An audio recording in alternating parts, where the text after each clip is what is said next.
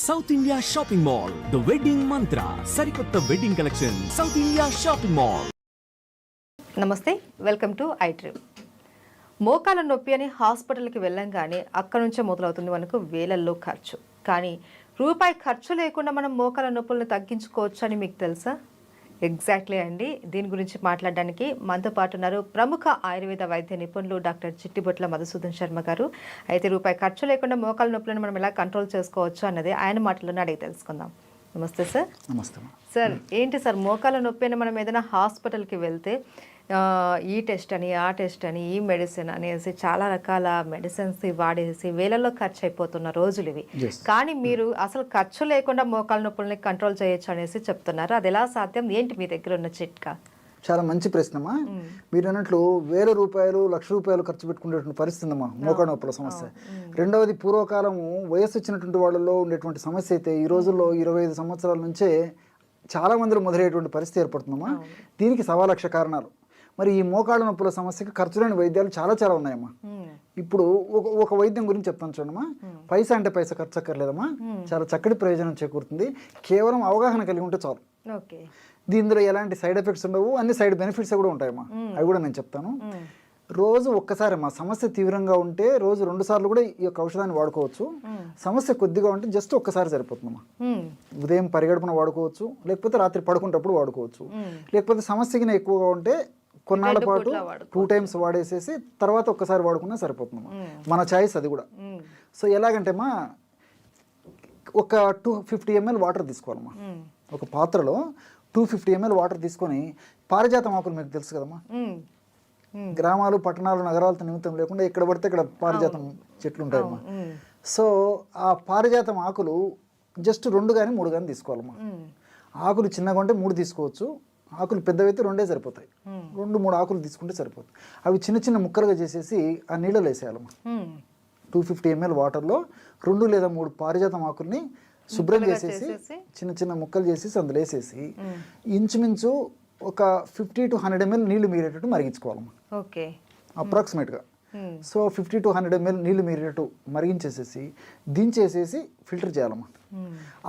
ఆ విధంగా మనం ఎప్పుడైతే బాయిల్ చేసామో ఆ నీళ్ళ కలర్ మారిపోతుంది. అంటే పారిజాతం ఆకులు ఉన్నటువంటి ఆ సుగుణాలు, ఔషధ గుణాలన్నీ నీళ్ళలోకి వచ్చేస్తాయి. సో గోరువెచ్చగా ఉన్నప్పుడు ఫిల్టర్ చేసేసి అందులో ఒక 500 మిల్లీగ్రాముల నుంచి 1 గ్రామ్ ఉప్పు వేయాలమ్మా. సాల్ట్. ఇక్కడ మీకు సందేహం రావచ్చు, బీపీ పేషెంట్లు ఎక్కువగా సార్ సాల్ట్ వాడకూడదు అంటారు. సో కొద్దిగా సాల్ట్ వాడుకోవడం వల్ల ఎలాంటి ఇబ్బంది ఉండదమ్మా. వాళ్ళకు మరీ సందేహం ఉంటే ఒక 2 చిటికలు 2 పించెస్ మిరియాల పొడి వేసుకోవచ్చు. ఉప్పుతో పాటు ఉప్పు లేకుండా కూడా వాడుకోవచ్చు. ఉప్పు వేసుకుంటే మిరియాల అవసరం ఉండదు, మిరియాలు వేసుకుంటే ఉప్పు అవసరం ఉండదు. కాబట్టి అలాగే ఏదో ఒకటి సరిపోతుంది. జనరల్గా అయితే ఉప్పు వాడుతుంటారు.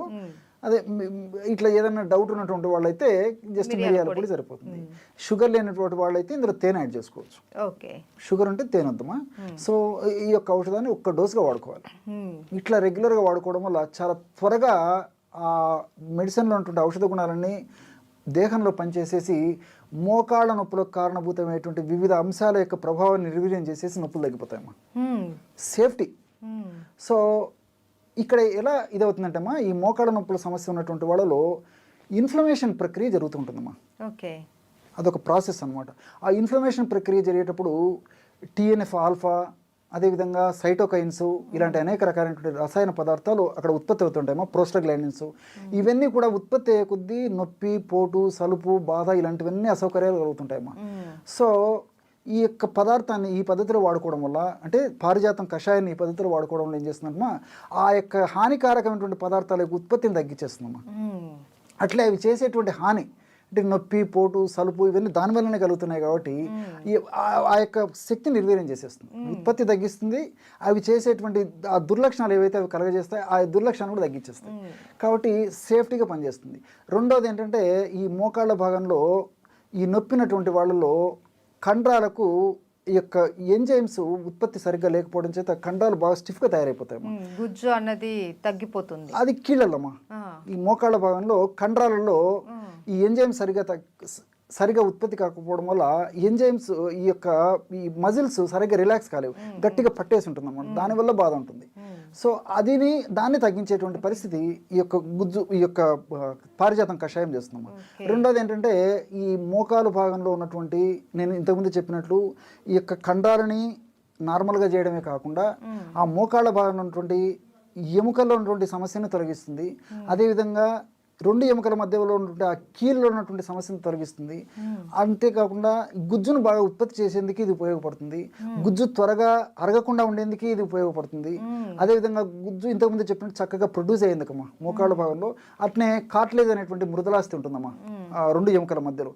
ఆ కార్ట్లేజ్ని కూడా బాగా రక్షించేందుకు ఉపయోగపడుతుందమ్మా. దీనివల్ల మల్టిపుల్ బెనిఫిట్స్ ఉన్నాయి, చాలా బెనిఫిట్స్ ఉన్నాయి. మోకాలకు సంబంధించిన ప్రతి ప్రాబ్లం మనకు క్లియర్ అయిపోయింది. రెండోది ఏంటంటే ఆధునికంగా మనం ఆలోచించినప్పటికీ ఇందులో ఆస్పిరిన్ లాంటి ఒక పదార్థం ఉందమ్మా, మిథైల్ శాలిసిలేట్ అని చెప్పి చెప్తుంటారు సర్వసాధారణంగా.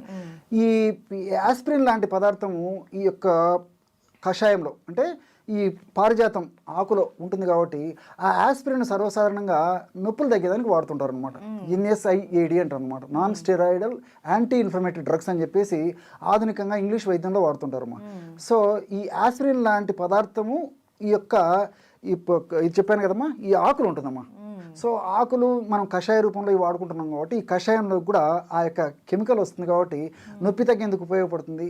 అందులో ఇంకోటి అంటే న్యాచురల్గా మనం బాడీకి అందజేస్తున్నాం కాబట్టి సైడ్ ఎఫెక్ట్స్ ఉండవు, అన్ని సైడ్ బెనిఫిట్స్ ఉంటాయమ్మా. కాబట్టి ఎక్కువ రోజులు వాడినా ఇబ్బంది ఉండదు, కాబట్టి దీనివల్ల ప్రాబ్లం ఉండదు, అన్ని సైడ్ బెనిఫిట్స్ ఉంటాయి కాబట్టి క్షేమదాయకంగా వాడుకోవచ్చు. మీరు అడిగినట్లే పైసా అంటే పైసా ఖర్చు ఉండదు, ఎక్కడికి కాకపోతే కేవలం ఒక కషాయనే తాగొచ్చమ్మా. ఉప్పు తర్వాత మిరియాల పొడి లేదన్నా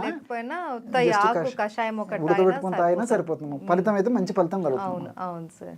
అండ్ సార్ ఫైనల్గా సింపుల్గా ఈ మోకాల నొప్పితో బాధపడే వాళ్ళు ఎలాంటి ఫుడ్ తీసుకుంటే వాళ్ళకి మోకాలలో బలం చేకూరుతుందో చెప్తారా? బాగా కాల్షియం రిచ్డ్ ఫుడ్ బాగా తీసుకోవాలమ్మా. కాల్షియం బాగా ఉన్నటువంటి ఆహార పదార్థాలు బాగా తీసుకోవాలి.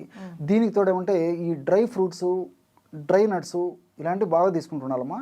వీటన్నిటికి తోడు మనకు సీజన్లో దొరికేటువంటి ఫ్రూట్స్ బాగా తీసుకోవాలమ్మా.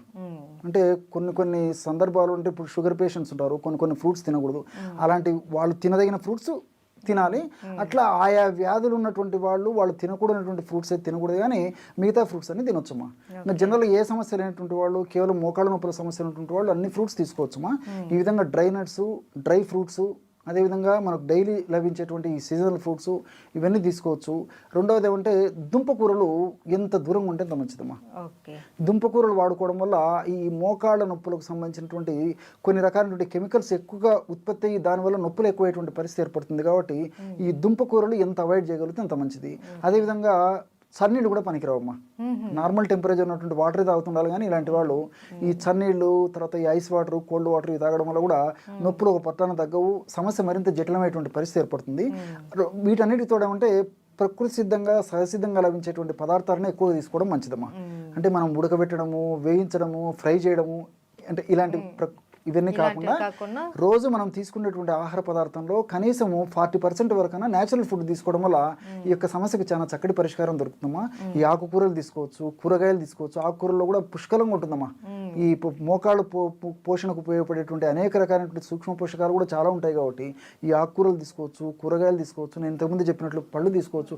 వీటన్నిటిలో కూడా ఫైబర్ ఉంటుంది. ఫైబర్ కూడా ప్రత్యక్షంగా పరోక్షంగా మోకాళ్ళ నొప్పులకు ఉపయోగపడుతుందమ్మా. కాబట్టి ఇలాంటి ఆహార పదార్థాలు తీసుకోవడం వల్ల మోకాళ్ళ నొప్పుల సమస్య త్వరగా తగ్గిపోతుంది. ఒకవేళ సమస్య లేకున్నటువంటి వాళ్ళకైతే ఆ సమస్య అంత చిన్న వయసులో రాకుండా కూడా ఉంటాయమ్మా. Thank you so much sir. నమస్తే.